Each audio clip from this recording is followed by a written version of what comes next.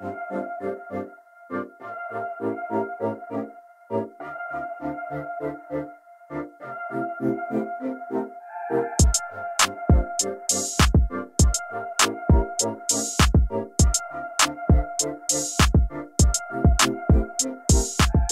back, everyone, to the Mindful Edge, where we have real conversations about resilience, relationships, and the messy, meaningful work of being human. I'm Cecil, and I'm going to pass it to my co-host. Hey, everybody. I'm Dr. P, the leadership coach, and today's conversation is one that is deeply personal, vulnerable, and honestly, it's something that is really necessary.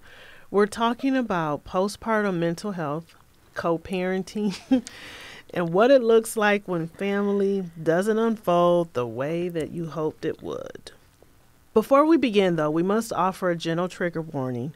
In this episode, we'll discuss topics like postpartum depression, emotional challenges, difficulty with co-parenting, and I take a deep sigh with that.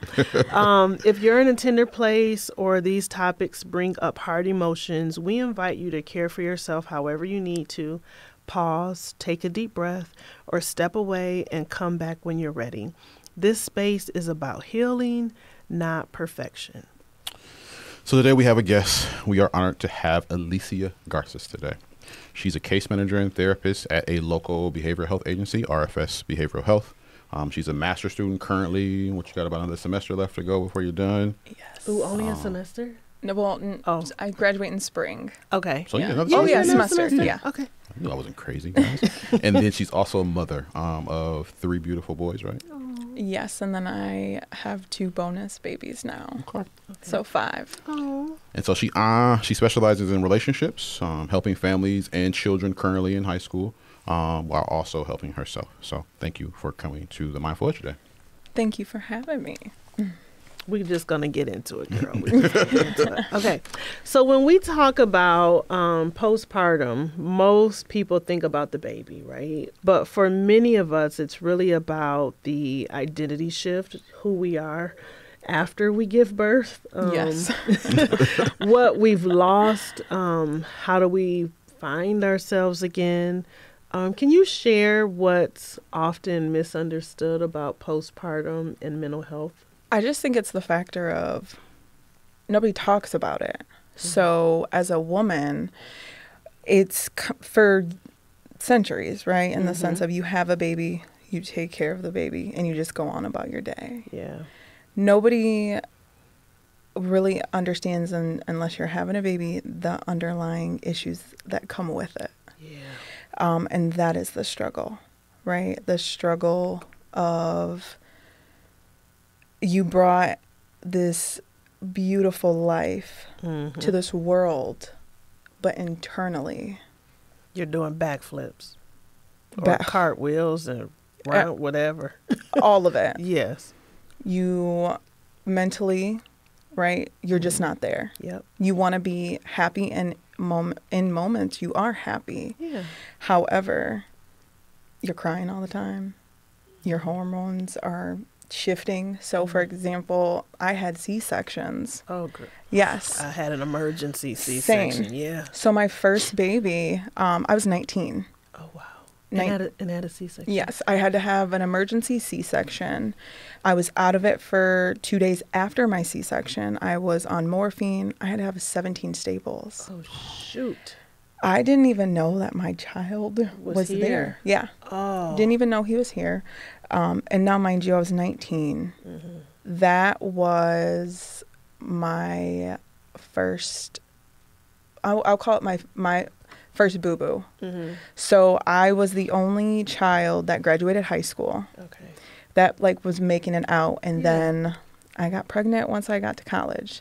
So 19, already not understanding pregnancy, because one, I'm already so scared to tell your parents and family and tell anybody. Yeah, I'm going to my doctor's appointments and doing all of that, but I never understood that the deeper issue that I was going to face because nobody talked about it. Yeah, it's not a thing. You know, because you have people who believe it, and then you have people who don't. Yeah. So me, so I'm half white and half Mexican. My background you just didn't talk about it. Okay. Not that my parents pushed me away from not talking about it. I don't even think they understood it. Yeah, you don't talk about what we don't either experience or even the acknowledgement of that you had, because the stigma, right? Oh, yeah. It goes into that whole Let's not have sex. Let's not talk about sex. Sex. Sex is taboo. Yeah, Yes. yeah. Right, right. And so then you have a baby, and God lead, you have a traumatic experience with it. Yeah. And I was the baby of the Oh. family. Okay. So I'm very, Say very, less. oh yeah. Me and my dad are like this. Like he is my rock. He's my Yeah. everything. So trying to have that conversation with him, right, when I told him I was pregnant. Yeah. And then after, and he was phenomenal.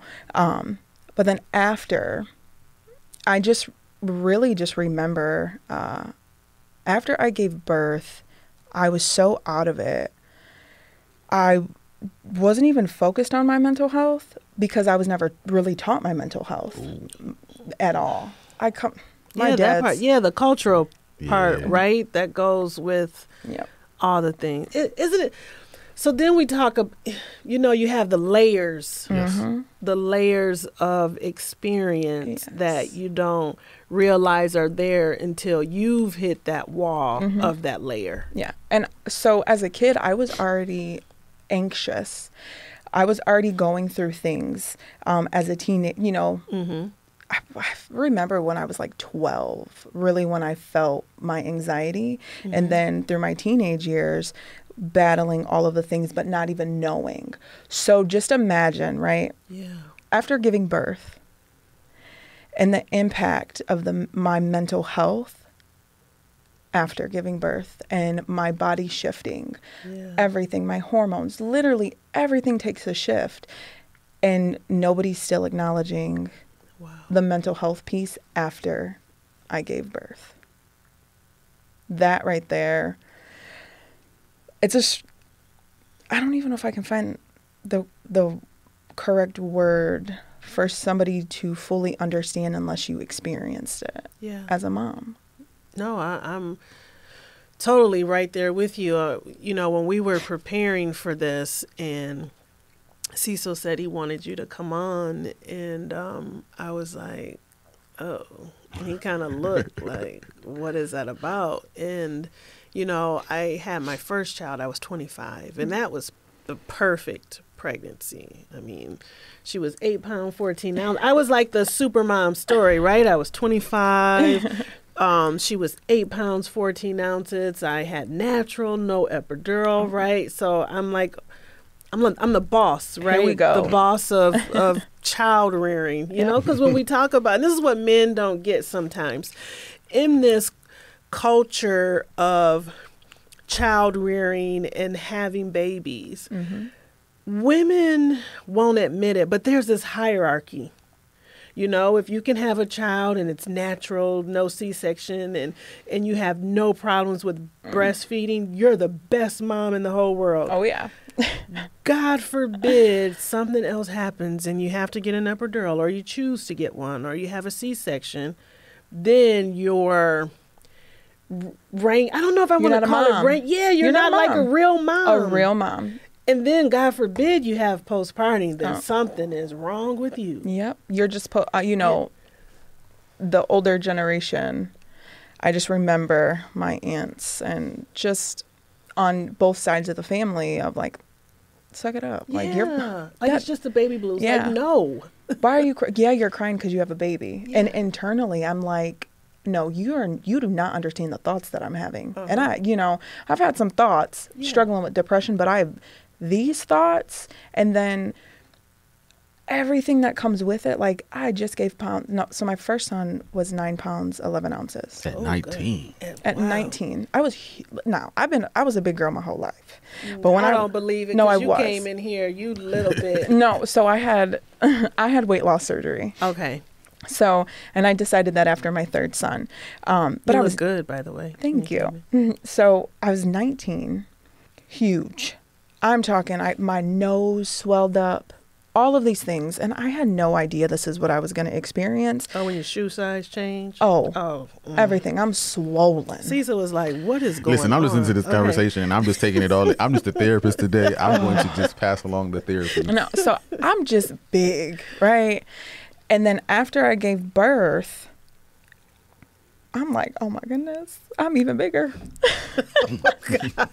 Right? On top of that, on top of just dealing with all of the things. And I was a first time mom. Well, and I struggled when I was pregnant because that was my first oops.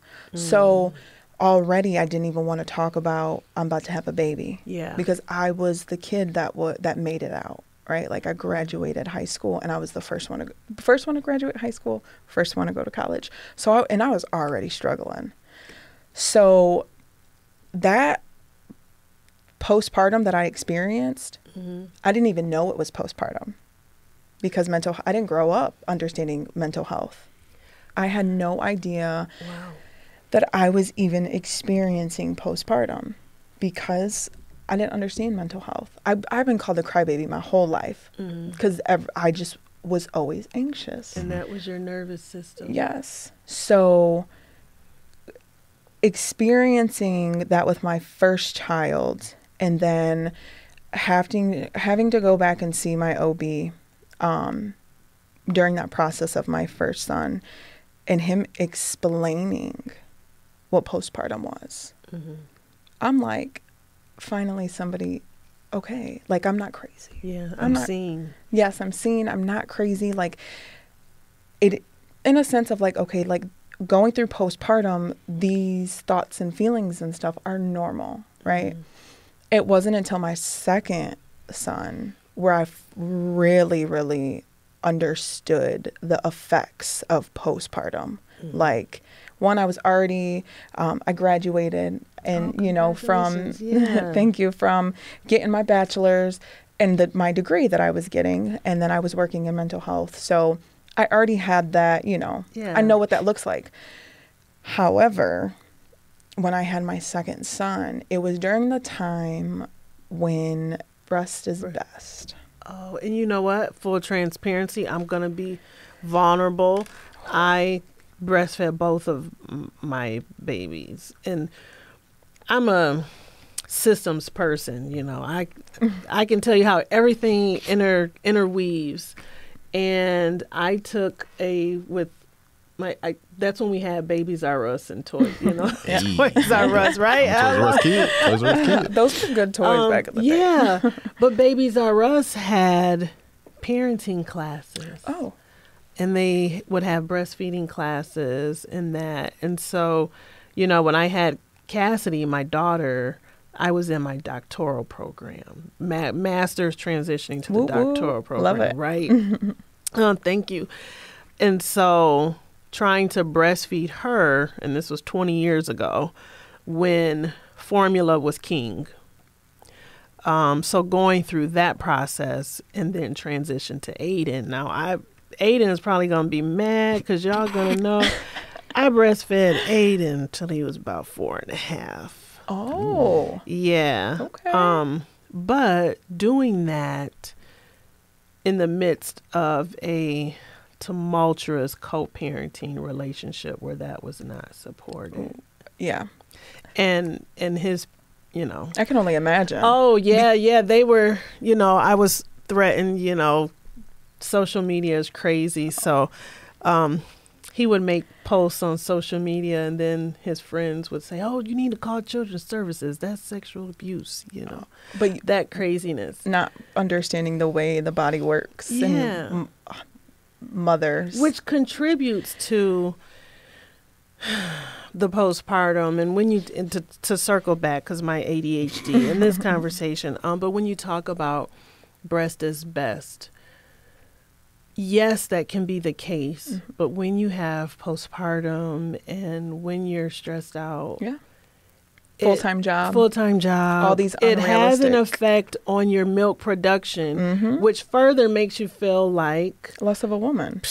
Less in that right. See, there. I'm loving how we're finishing each other's sentences. I'm just sitting here listening to this conversation. Yeah, it makes you feel less than. Can you imagine being 19 years old, don't understand anything about childbirth, but I just, gave birth, being told that I wasn't a woman because I had to have a C-section. I believe it. I believe they said that to you. Oh. Because, and I tell people, I would tell her how it is. When I had my first child, like I said, I was on the top, right? The top in this hierarchy of birthing children, because everything was natural and everything went fine. We fast forward, I had Aiden at 40. Which is a whole nother conversation, girl. That's a over big... some cocktails, yes. 2014 was the summer of bad decisions. Oh, I love it, though. When we talk about mental health, and that could be a whole nother conversation. But when we get to that, and then my body, I had to have an emergency C-section because there, was a fibroid there we didn't know. Oh. So it was a matter of life or death. Like, we both literally could have died. Yeah. But that's traumatic, coming out of that C-section. And the crazy part of my story, brace yourself, girl. I don't numb. So when I go to the doctors, like the dentist, they have to use the lidocaine. Like I have in my chart, give me the old stuff. So give me the strongest that you got. Let me tell you what. Listen here, okay? And C-sections, they cut you. How about when she started to cut me, because I was laboring without an epidural, because I was trying to do what I did before. Laboring without an epidural, emergency C-section. They're like, we have to hurry up and give you one. Give me all the drugs. But I want them all. It didn't come into effect in time, but they had to get the baby out. So when she I said, you just cut me. And she says, I know you didn't feel that. I said, yes, you did. And she put the scalpel. I said, you just touched my right thigh. And she says, I'm sorry. She says, we have to get this baby out or he's not going to make it. And she says, it's gonna kick in, I promise, but you may feel the first 2 cuts. And I did. I'm surprised you didn't pass out. And I listen here. When they say see the light, I thought I saw the light and Jesus and the angels coming to get me. But the epidural came into effect, but it lasted longer. So when I got back in the room, I couldn't feel my legs. So my epidural didn't work. Dang. That's why I had to have an emergency C-section with my first son. Yeah. So I was in labor for 18 hours. Labor in 18 hours. And they don't let you eat. No. Isn't that the I'm craziest? starving over here. Was it Now, just ice chips? no, you can't. When I said I was a big girl already. So I'm starving over here, right? Starving. I am so hungry. And I'm in labor for 18 hours because my water broke, lost my mucus plug and everything. So, you hear moms like, oh, instantly, not me. I'm like, why can't I have been God's favorite? No, teasing. No. That's how you feel. That is how you feel, right? though. Yes. So I'm over here starving 18 hours and his heart rate, I dilated to 7. His heart rate started dropping.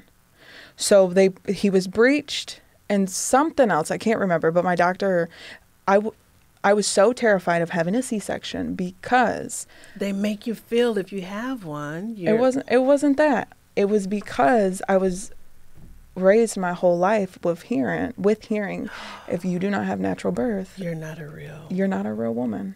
So that's what that piece ties into when I had my second son.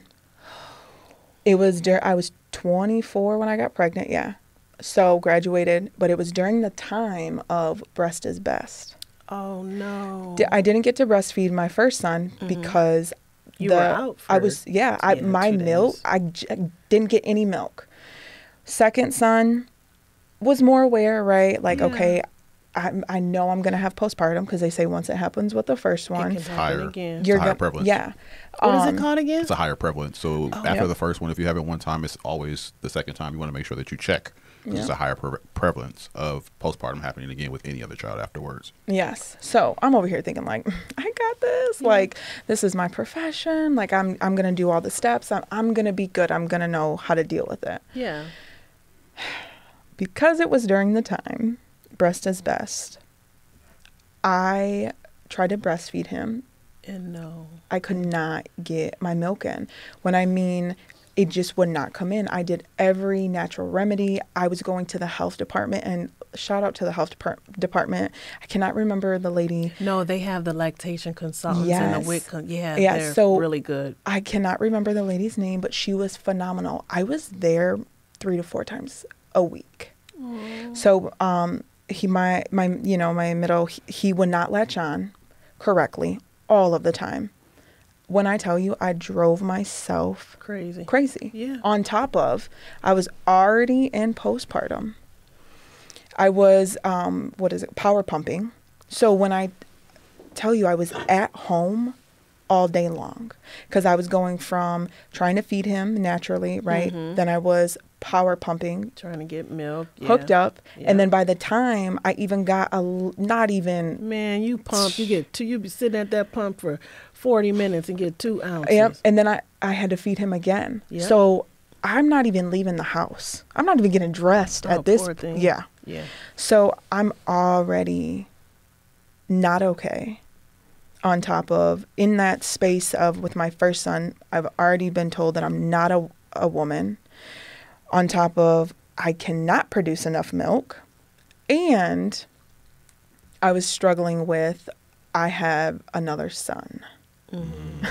Look, she's like, girl, I already know, yeah. I'm like, okay, why can't I have a daughter? Okay, tell me. No, you got 3 boys. Nope, I got 3 biologically, and now I have. You had 2 bonus babies. I have 2 girls. bonus. Okay, and okay. well, I have a daughter and a son. Okay. Yes. So that postpartum, I thought I had it in the bag, right? In a sense of, I know how to work with it, go to therapy, do all the things. However, I stopped myself because breast is best. You were trying to overpump and I was so focused on, like, I'm gonna be a mom, like I'm gonna be a real mom, right? Like, society is gonna see me as that real mom. Yeah. Yep. Nursing, for me, I found people's true colors, right? And then I think that was the time. I mean, I already was the queen of comebacks, but I really became the queen of the comeback, because people would say things to me when I would be out in public nursing. I'm really? Like, yeah. Like, I remember a group of us, we went to Cedar Point. I don't know why I took a 4-month notice, but it was one of those things I needed to get outside, right? You start doing some things like I just need to go be around adults. Be around somebody who understands. So I don't drive myself crazy in this house. And I remember we were at Cedar Point, and a friend of mine, Anthony Bronaugh, we were all together. I was kind of covered up. I was walking, carrying him with that little Moby thing. And people were just like scowling at me. Mm-hmm. And he's like, wow, I see what you mean. Mm-hmm. Like, people really are like scowling at you. And he's like, all you're doing is feeding a baby. I'm like, yeah. Because it's not the norm. Yeah, because it wasn't the norm at the time. Like, if you were breastfeeding, people thought you were like a tree hugger mom. You were weird. Weird, mm-hmm. Or in a sense of, like, you want attention. Yes, yep. I want attention because I want to feed my do you know child. how much a can of formula was? Okay. So, and to save money. Yeah, mine were on Nutramigen. One of the most expensive formulas out there. And then it stains everything. It does. And my middle, he was called a happy spitter. So he would projectile. So So on top of, I got to thank goodness for WIC, because I qualified, even though I work a full-time job, I qualified, and I'm beyond, like, grateful. Yeah. His cans of formula was like $20-something. Yeah, and back then, that was a lot. And then I got to buy new clothes. Yep. Because he wants to be a happy spitter. How dare he? No.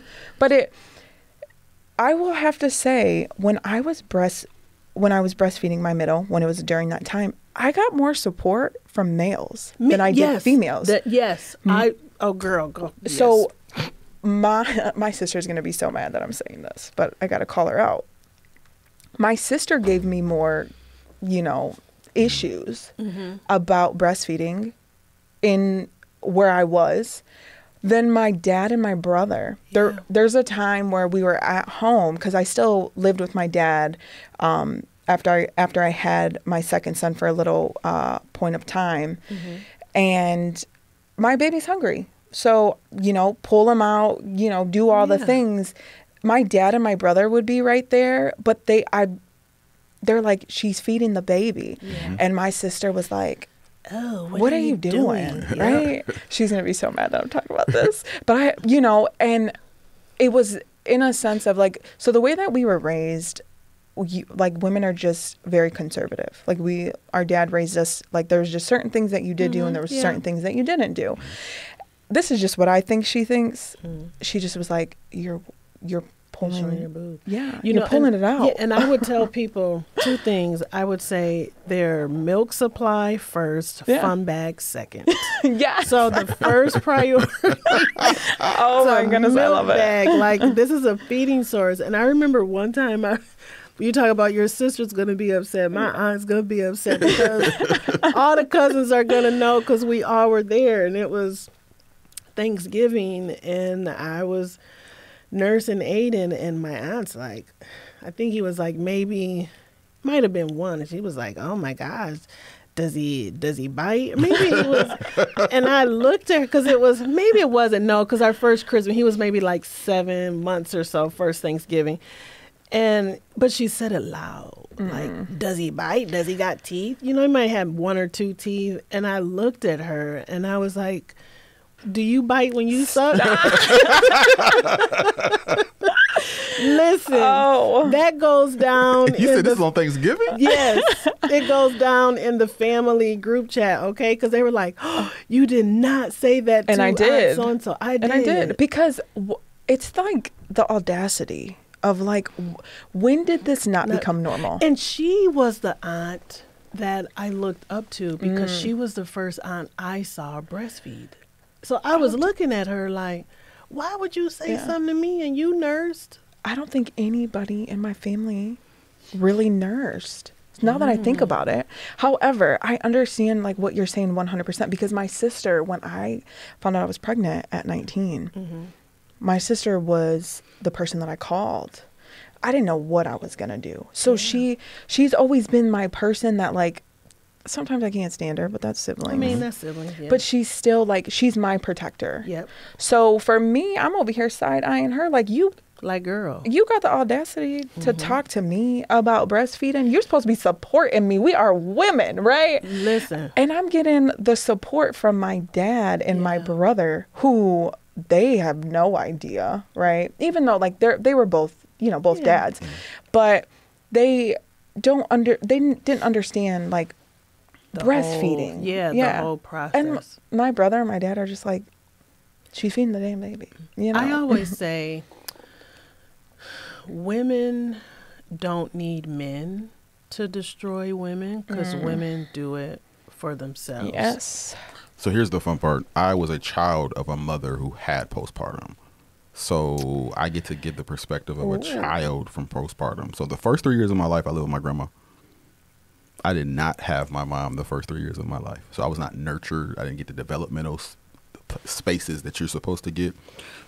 So for the first 3 years of dealing with a mom who I didn't find out until I was a teenager, she had postpartum, which then turned into bipolar depressive. I became the therapist that realized that postpartum affects children as well. Right. So as you guys are talking about the mother's perspective of how you guys have to deal with it, the kids have the feelings of the postpartum depression as well. But we'll move on to talk about some co-parenting this time, right? Oh, goodness. I'm just roll my eyes half the time. I mean, you guys kind of already talked about the co-parenting a little bit. But for you, what was co-parenting like in a healthy way versus the unhealthy way? Okay. Healthy. Yeah, tell me the healthy. So, my oldest son has a different father than my 2 youngest. And my oldest son's father, he's amazing. It wasn't always like that though. Trust me, there was time. I was 19 and he was 18. Okay. It took us some time to learn because we were still kids in a sense. Yeah. But we figured it out because we were able to get to that point of understanding like, look, we don't really dislike each other. We were kids when we had him and we were just learning. We co-parent phenomenal. even through the times of like we're side-eyeing each other, and I think that really comes with maturity, but also just understanding like it's not about us. And I will say he has been with the same woman since our oldest son was 3. And go boy. Yes. So that is my oldest son, Elliot's. That's his bonus mom. She's amazing, phenomenal. When I tell you, even when we don't see eye to eye, we are able to have uncomfortable conversation and still put our emotions aside, because it's not about us. It's about our baby. We have to work together. Our relationship is so healthy. They just had a baby and I keep her. Oh, I love to. Yes. Oh, That's I powerful. love to hear that. And when she got pregnant, I was the second person that she called. Yes. Oh, that is a blessing. And it's such a wild thing. So Elliot is 12 now. So from, age 3 all the way to 12, every time that I talk about the healthiness of how we coexist with each other, you will be so surprised the looks that we get and the questions, right? What do you mean? Right? When people ask me all the time, like, does he call her mom? Talking, about his bonus mom. And I'm like, he might, but he's allowed, because let me tell you what, that is also his mom.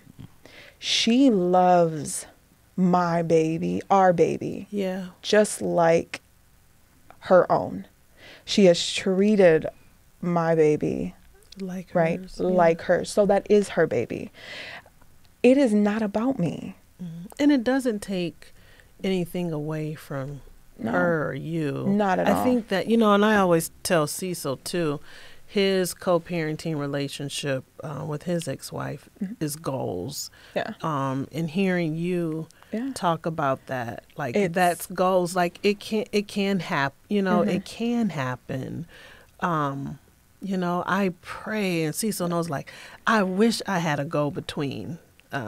My first. My daughter, her father and I are great. We get along great. The second go round, I pray. I wish I had a go between. Maybe it is the second go round. I think people have different expectations at 40. When you get older. So I waited 4.5 years before I had any more. So the second go round with the 2, very, very different. Yeah. And this is what I tell people, especially the young women that I mentor. And the elders try to tell me, but if you listen to the other podcasts, I will always try to see how soft my butt could get, because I was really hard. But the elders did tell me, don't get into anything, because I was coming off of a breakup, a disappointment of supposed to get married and did not. And then my best friend died that summer. So emotionally, I was a mess. But I was still functioning and pushing through and pretending as if I was okay. And there were elders that saw that. And so I tell young women, don't rush into anything when you're not emotionally sound. Because the consequences can last a lifetime. Yes. And so now I'm in a situation where the consequence of me not listening, I am parenting in a situation that is a byproduct of me not listening. Because had I been who you see today, Aiden would probably have a different day. And it's such a crazy thing when you're vulnerable, right? No one like, why are you vulnerable right now, right? So, and I get that. When I met my 2 youngest's dad, I was Say at the less, sis. I was at the ultimate high of my life. Listen, really. we both, listen. We might have to continue this off the record. Yes. record. Yes, child. So it's that emotion piece as women. I'm like, get together. Yeah. Come on, pull back and listen. Yeah. Listen to the other people, right? That are, you're not seeing red flags. Exactly. But they see them red flags and they're trying to Like, stop. Yes. Now, here's the interesting part, because you guys are talking about other people telling you and giving you advice about certain things. Yeah. As you guys are talking about that, that's a healing part for most people, right? To be able to have someone in the space to give you info, kind of give you some like insight, like, hey, I see something outside of you. What would you tell the people who are the listeners today? As we're co-parenting and talking about co-parenting, what's one mindful step that they could take? You have to first accept how you're feeling, but being able to put that feeling aside, because in all reality, it's not about you. It's about that baby, right? That baby, I'm a firm believer, that baby did not ask to be here. So because he did not ask or she asked to be here, it is my job and the other parent's job, regardless if we can get along or not, we have to figure it out for the child. Yeah. And just self-checking, like, just because you're having that emote, he or she may have made you extremely mad. I have an obligation, and my obligation is that baby and doing what is best for the baby. Now, other side of the fence, what about you, right? What would you tell the mother who was 19 or 24 or 25? What would be the mindful step that they would take dealing with some postpartum symptoms? Oh, getting help, 100%. Reaching out, talking to other women. The people who helped me the most were my therapist. Was my doctor, who they did not make me feel less than. So trusting. And then also some of my elders, I will say too, like, they didn't always make me feel like I was doing something wrong, but trusting other people who understand, even if they didn't go through the experience, because I remember I talked to somebody that never had a baby, but because I felt heard, because she had that understanding, she was able to open up like just like a different viewpoint, and that helped me so much. So even in the spotlight or feeling alone, reach out. Yeah. Yeah. I will say this though, because I got some statistics. Yeah, give us some stats, Cecil. Gotta love It them. is estimated that almost 50% of mothers experience postpartum depression who do not get a diagnosis.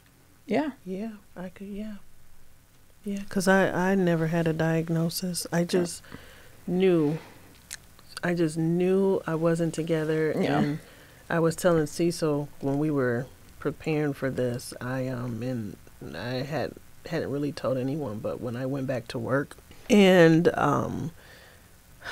excuse me guys, I went back to work, and it was I was a professor, so I could do my own schedule. And I remember calling my daycare lady, Miss Mary. I remember calling her like, hey, how's Aiden doing? Because I was still nursing, pumping, and all that. She's like, you didn't bring Aiden by? And I'm like, what? And something said, go look in the car. Yeah. And Aiden was in the backseat sleeping. Luckily, it was in the middle of August. And luckily, I hadn't been in my office too long, because I was telling Cecil, when I see those news and people are like, how can they leave that baby in the car or whatever? When you're struggling with dealing with giving birth, and you're in an unhealthy co-parenting space, and your mind is just all over the place and your body is doing cartwheels. You don't know if you're coming or going. You don't know if you're coming or going. Yeah. And I thank God that day. I was like, because I could have been one of those women that came out hours later and their baby was dead in the car. Right. And thank you for being this vulnerable, because as moms, we feel like alone, right? Yep. Or what you see in social media. In all reality, there is so much that we struggle with. So much. And my sorority sister, what sorority? Sigma Lambda Gamma. You're a Sigma Lambda Gamma? Yes, oh my goodness. I am an AKA. Yeah. One of my good friends when we were in college was Sigma Lambda Gamma. And one of my Jack and Jill's sister moms is a Sigma Lambda Gamma. Yes. Yeah. I'm a Pink Gamma. and purple. Yeah. Shocking pink and majestic purple. Yes. If my sorority sister, I may start crying. She's never had kids. She's a therapist. And I don't know if I've ever really told her thank you. Yeah. But oh my gosh. Yeah. Listen, if you guys are a listener to this, the emotion in this room is high. So, like, we had that trigger warning, just know. She supported me so much. And what I mean, like, supported me, she would check me. Yeah. And still does. But when I mean checked me, so postpartum is one of the things that she specializes in. And this was before she even, became a therapist. When I tell you, she would come and just sit with me. She has just taken, I'm coming to get the kids. And still I could call her.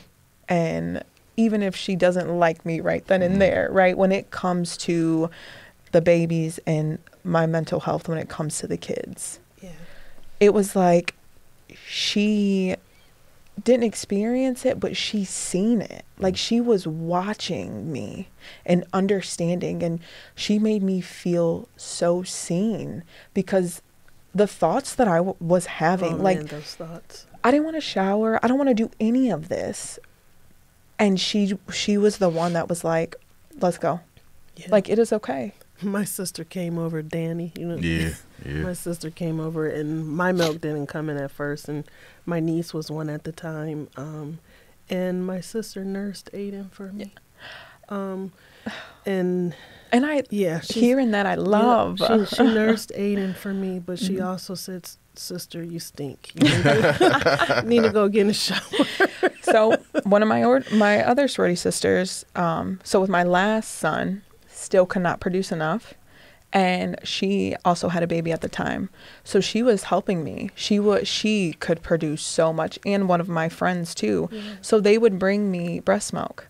Man, shout out to the sisters and the sister moms that stand in the gap for women who don't know if they're coming or going. And there was a lot of people who didn't understand, right? Like, what do you mean you're feeding your baby someone else's milk? And in my head, I'm like, do you know what's in formula? Yes. No. Like the health. Yeah. Arsenic. Okay. All kind of stuff. Listen, recalls after recalls. Yeah. Don't be worried about whose milk I'm giving. They're eating. Right. Well, as we wrap up, I want to thank you both for your transparency. I just got a chance to listen to the stories of two women who are very strong and resilient through going through postpartum to being mothers. So some of the most courageous things you can do as a parent and as a woman is admitting that you need care, admitting that you need support, and admitting that you need help. Yes, and you can't pour into your children from an empty well.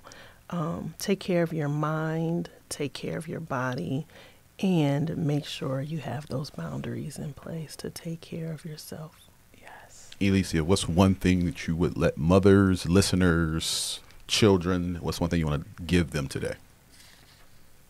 I want to give them the support and just understanding that it is okay not to be okay. And it is okay to ask for help, because I promise there's so many women out here that will support you.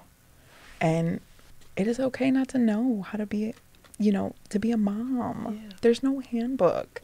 And I kind of wrote one though. oh, well, I need to read it. Yeah, girl, we got to get yes. to it. But just, you have the support, and it's okay to be scared. We'll walk through it together. Yep, hand in hand. And learn, because the day and age that we live in, there's always something new. Always, and it takes a village. 100%. Yep. 100%. Whew. Let me wipe my face. If this conversation spoke to you, share it with someone who might need a reminder that they're not alone. And if they don't have a village, if you ask one person or reach out your hand, that is the start of creating a village. One thing, we have some questions. Okay. Quick question, fire questions. What's one word that you would describe your story? Beautiful mess. Okay, bam, that's it. Beautiful mess. Yes. How can people get in touch with you? How can they reach you? You can get in touch with me by contacting me on social media. You can get my phone number. Okay. All the good stuff. Are you accepting new clients? Well, since I'm in my master's program. Oh, your master's. Yes. Oh, but listen, when I'm done. okay, when she's done, so we're going to have to, yes. Keep an eye out on her. And when she's done, we'll accept her. We'll make sure we'll shout her out again on one of the next podcasts. Oh, definitely. Oh, yeah. Well, thank you. Thank you. Thank you. Thank you for having me. No, you'll be back. We got more stuff to talk about.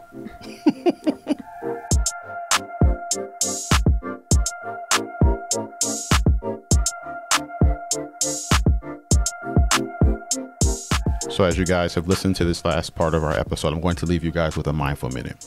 It was a pretty heavy episode, so I want you guys to take a moment and just think to yourself as you're breathing in and breathing out. I'll do it together. I want you to say some things with me, a mantra or words of affirmation. So the first thing we're going to do is we're going to breathe in through our nose, and we're going to breathe out, and we're going to say, I am worthy. I am enough. I am deserving of love. I am deserving of support. It's okay to not be okay. And I need love. And if you need to do it again as you're listening to this, you can go in through your nose and then out through your mouth. And as you're going out through your mouth, I want you to be able to say, I am loved. I am enough. I don't need to be alone. I'm okay with being social. I don't have to sit in isolation. So as we're doing that in the mindful minute, just remember as you're listening to this episode, you are loved. So until next time, stay grounded, stay real, keep your mindful edge. You can also check out the Mindful Edge at www.gte.org/mindful edge and wherever you listen to your podcast at. And we want to say we love y'all double time. And we also want to thank Chris, who is the dopest producer, Chris Pfeiffer. Dopest producer for sure. Talk to you later.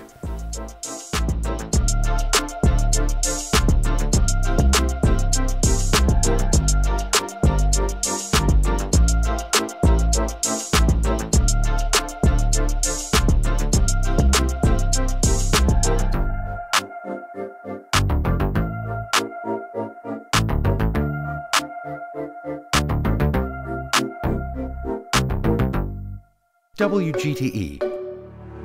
Voices around us.